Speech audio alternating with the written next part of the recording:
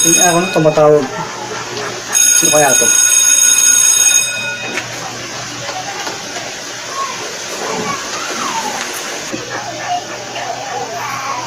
Hello, boss.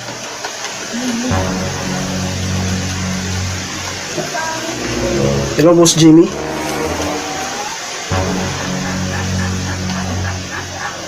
Si Benji po ito. Yung katiwala nyo dito sa bahay bakasyonan. Oh, Mr. Jimmy. Madaling araw na, ba't napatawag ka? May problema ba?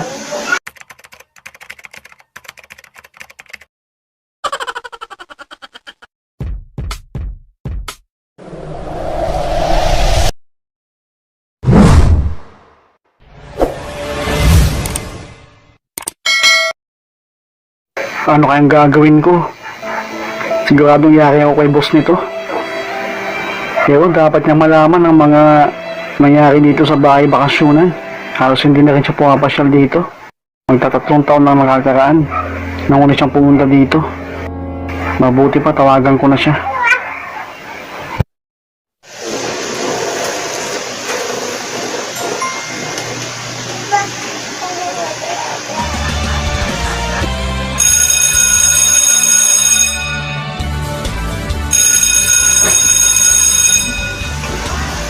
Anak ng buwisit.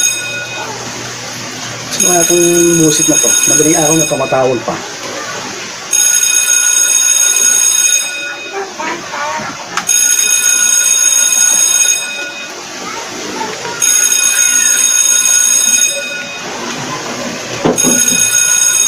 Madaling araw na tumatawag. Sino kaya to?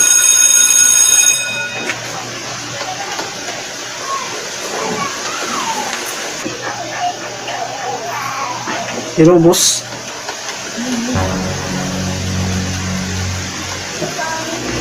Hello, boss Jimmy.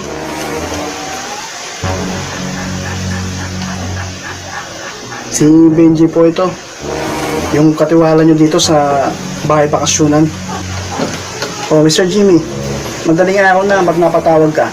May problema ba? Napatawag lang po ako para abisuhan po kayo na namatay na po yung alaga niyong parot.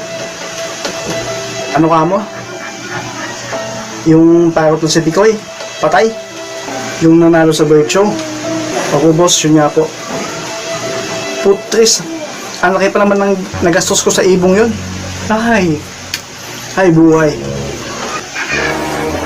Teka, ano bang kinamatay niya? Kumain po kasi siya ng bulok ng karne. Bulok na karne? At sino naman ang salbaing tao na magpapakain sa kanya ng burok na karne? Wala po, boss. Nanginain po kasi siya ng karne ng patay na kabayo. Patay na kabayo? Anong patay na kabayo, Benji? Yung pang true breed horses nyo po, sir. Namatay po sila lahat sa pagod. Sa kahihila po ng jaketon ng tubig. Ano? Nasisiraan ka na ba ng bike? Anong jaketon ng tubig? Yun pong pinampatay namin ng sunog, sir. Diyos ko po. Sunog naman ngayon. Anong mga pinagsasabi mo? Yun pong halos tumupok sa bahay yun.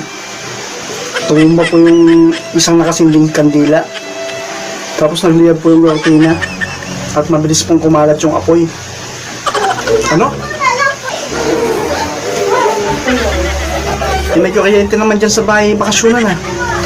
Anong kandila? Para saan yung kandila? Para sa burol po. Ano? Kaninong burol naman? Sa nanay niyo po, sir. Bigla po kasi siyang dumating nung isang gabi nang walang kaabi-abiso. Lampas sa ating gabi na po nung dumating dito. Akala ko po magnanakaw.